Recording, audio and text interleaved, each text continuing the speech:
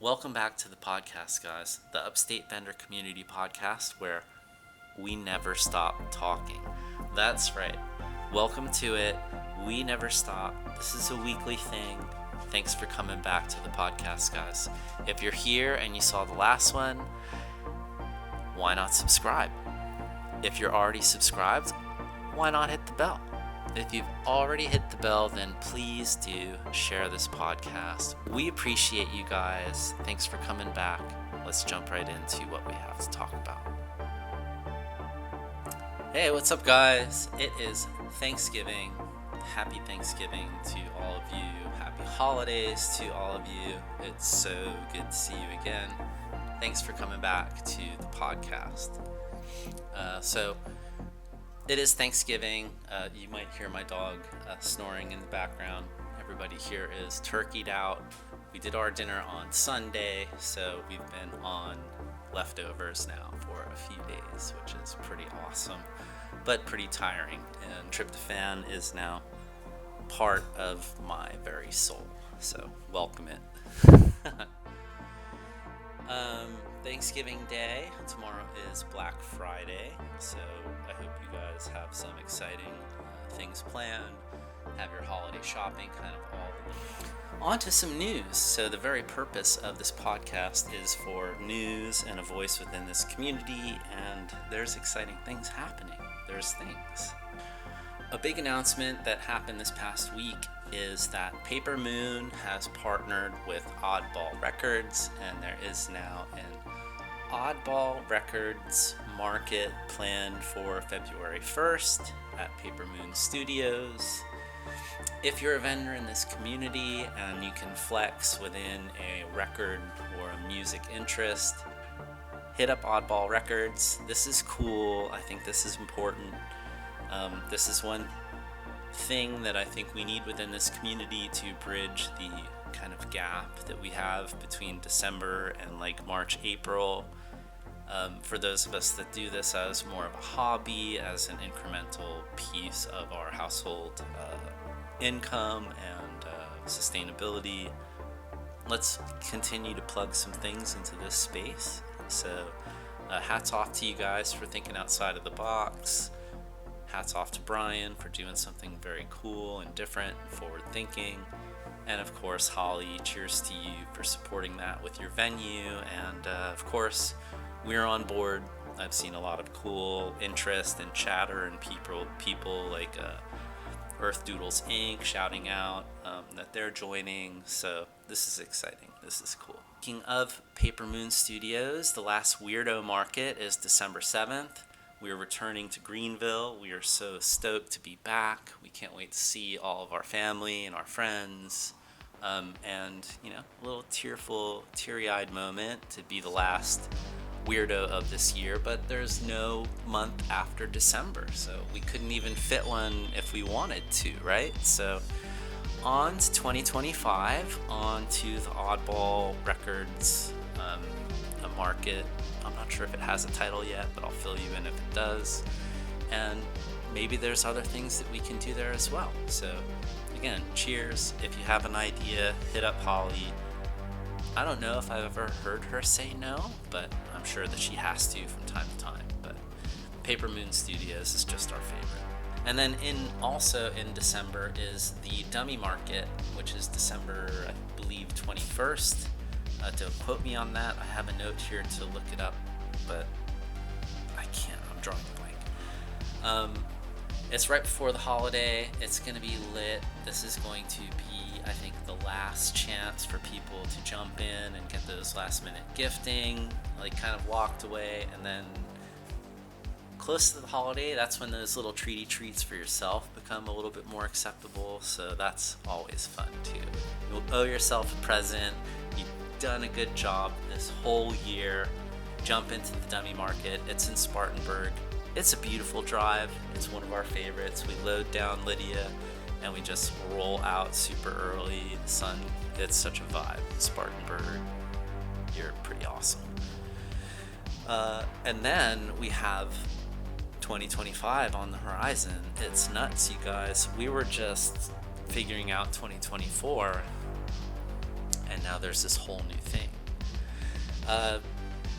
let me know what you have planned. This is where it gets really exciting. Like, I feel like this is where this podcast can kind of like get up on its legs.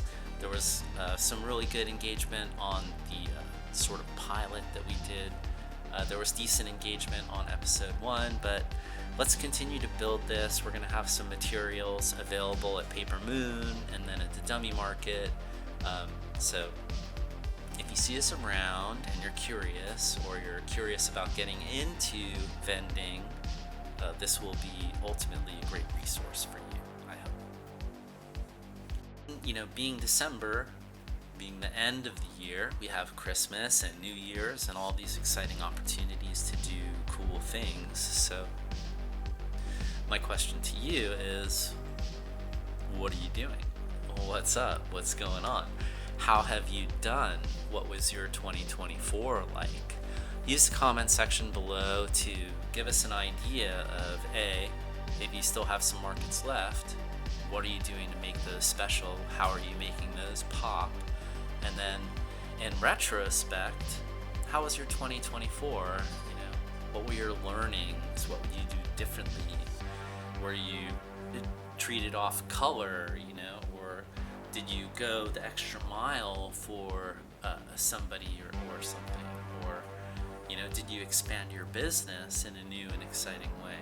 That's why we're here. I think that's why most of all it's important to me to talk about these things, because that's where I feel like I can lend value to this equation.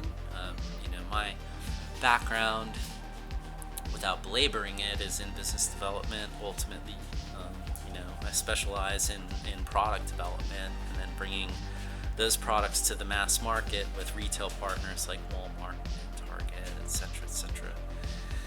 But I've found a new home within this community, and thank you guys for welcoming us as a part of it.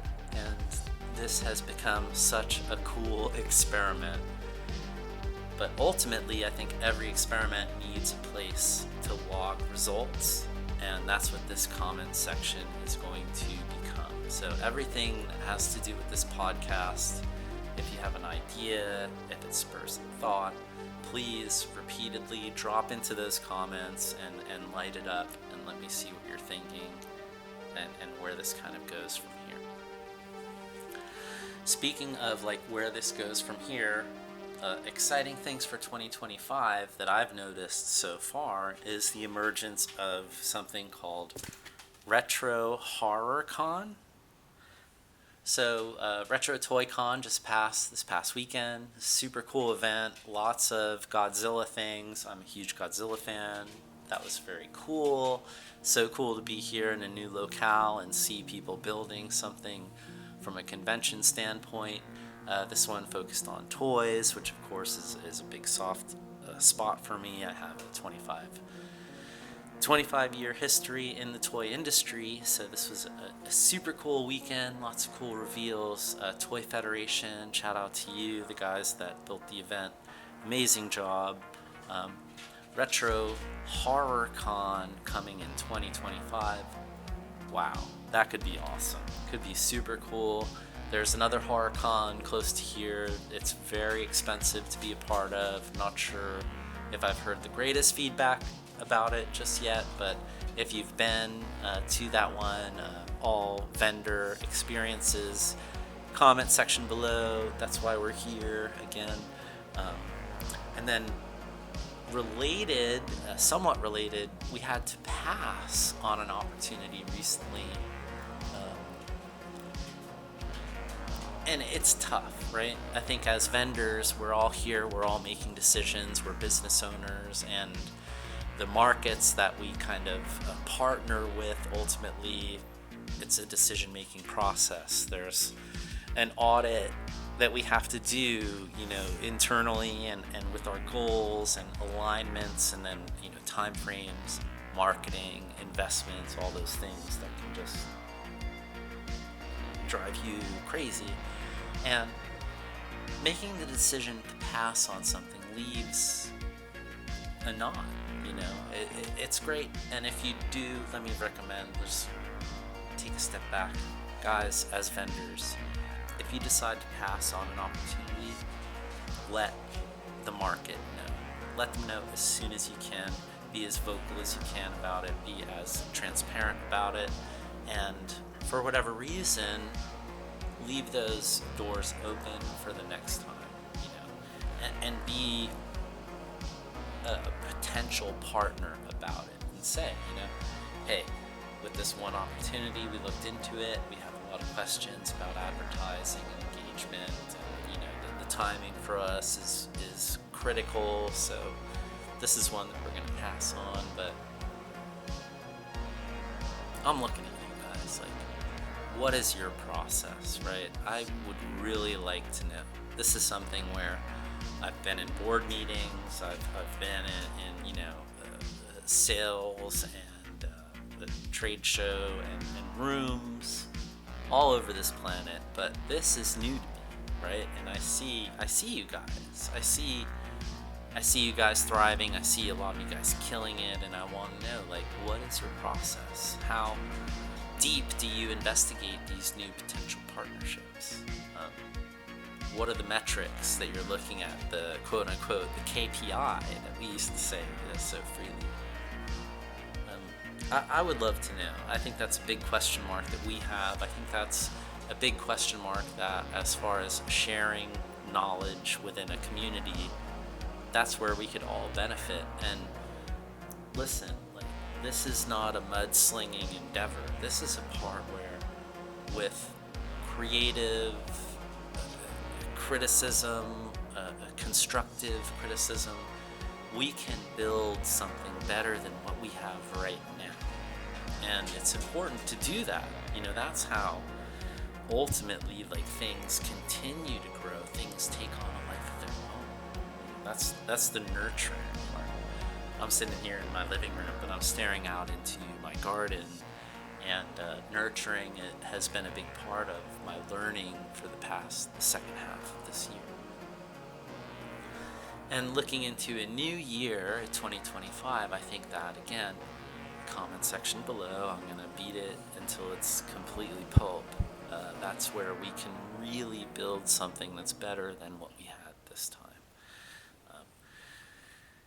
The big kind of hypotheticals, I'll just put again, I like to put some calls to action out there in each of these videos.